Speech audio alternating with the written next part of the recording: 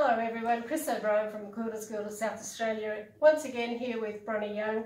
We've had a wonderful afternoon and we're keeping Kathy busy making video after video. So what led to this one was that Bronnie started to tell us a story and we said, stop, we need to have this story captured forever. So Bronnie, do you want to tell us that story again about this book? 1985, we were heading for Canada with the family, and just as I was leaving my kindergarten family, which was 7 years I've been at Yankalilla Kindergarten, they gave me this book, Patches of Australia, and I was allowed to take one book with me, Deborah Brearley's Patches of Australia, to Canada in our luggage. When I got to Canada, I went to my nearest quilting shop and found some fabric, and I thought, oh, I'll make some cushion covers and give it away to all the people in Canada. And it turned into a beautiful lesson, I suppose, in Australian wildlife. And the women of Canada loved learning about our sulphur-crested cockatoos and galahs and kookaburras and willy wagtails and lorikeets. And they asked why there wasn't a kangaroo on there, and I said, well, look, you know what kangaroos are, but you don't know too much about some of these, but a kangaroo would take up far too much of the quilt.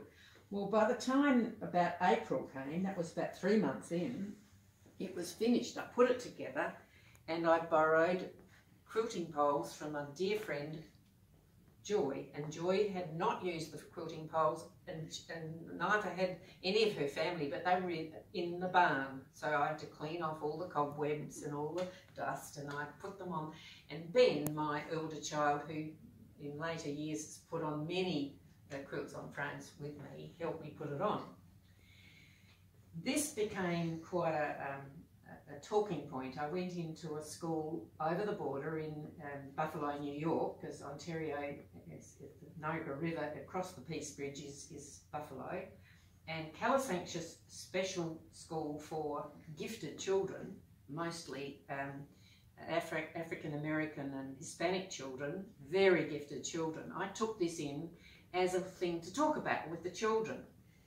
And these very smart 4-year-olds, of course I was a preschool teacher and I was going into a preschool, asked me about quokkas.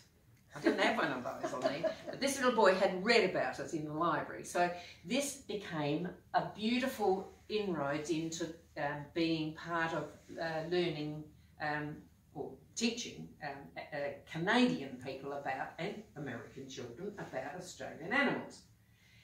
I then decided that I'd finish that. If I could finish one quilt, surely I could finish another. And so in a magazine in Canada, a bit like Golden Circle or one of those, was a pattern, because Canada at that stage was 150 years old, as in 1986, as was Australia, South Australia, sorry. And this was designed by a lady called Sandy Proudfoot Small, who lived in Mennonite country, not far from where I lived in Canada. And as I learned about the provinces of Canada and the flowers, I often didn't have the right colour fabric, so the women at my different, at the church and my friends who were quilters would loan or give me the colours of the violets or the trilliums or whatever. And many of them didn't know the names of the quilters, the flowers of Ontario either. Oh, sorry, of Canada. They knew about the trillium, which was, of course, Ontario, and they knew about, I think, the Quebec lily trillium, Quebec, Ontario. But I was able to finish this, and again, I used those very old poles to quilt this, and it was quilted 11 hours a day, and that's when I discovered that White King was not stuff to put on your fingers when you were trying to get the fingers ready before the morning. It's beautifully hand quilted, and I wish people who are watching this could feel this quilt, because it is so soft. Soft, it is. It's lovely, and I've got to say, it was a great joy, because I actually finished it in time to bring it home finished, and it was a lovely thing to do, and I just loved learning about flowers in the Canadian wilderness, if you like, and And I then took it to see Sandy Proudfoot Small, and she was so thrilled with it because she'd never seen one of those made before. While I was there though, she did show me the patterns that she had designed, and this is her tribute to the Amish and the Mennonites, and it's called Courage in Adversity, and she actually designed this quilt, and I bought the pattern in 1986, and 4 years later when I came home to Australia, again my Austro-Hungarian, Prussian, whatever, you know, Courage in Adversity, the double-headed eagle, was very much a joy for me to be celebrating the people of Amish or Mennonite persuasion. And the words at the bottom, Die Arbeit meiner Hände, is the work of my hands, is the German for that.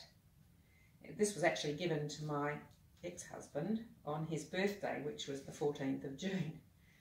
He didn't ever use it on his bed, and he didn't ever let me put it on the bed, so I got it back in more recent times. So that's the story of that. So Sandy Small, who helped me with this particular pattern, is very, very, very special to me because we shared the same birthday, the 3rd of September. It was really interesting. So that was Sandy's, that was her quilt, the flowers of Canada, and the tribute to the Amish. So you made this one once you got home? Yes, I made that 4 years later in time for the symposium that was in Geelong, the Australasian Quilters Symposium. And actually it was photographed and was on the front of their calendar that year. So Sandy Small wasn't sure that she was going to be celebrated quite that way. Are there more? No, that's it. That's it. Bronnie, this has been an absolutely wonderful afternoon. I don't think we better pressure Kathy with a 4th video, but look, it really has been a joy to talk to you. You are much loved and much appreciated. You're an inspiration to so many of us. Thank you so much for having us here this afternoon. And on behalf of everyone on the Guild, thank you for everything you have ever contributed to help make it what it is today. Thank you.